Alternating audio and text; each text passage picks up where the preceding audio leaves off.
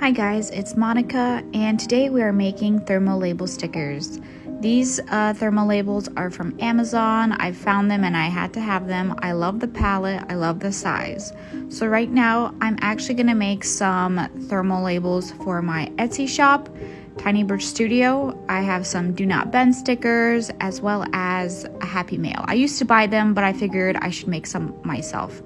And then I also wanted to take you guys along to make some stickers for planners and journaling. I wanted to make a habit tracker and some deco stickers.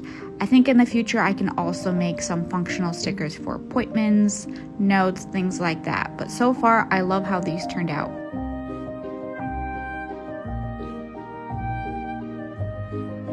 If you have a thermal printer, I definitely recommend making your own sticker. They're super easy to make, and there's nothing more satisfying than a handmade sticker.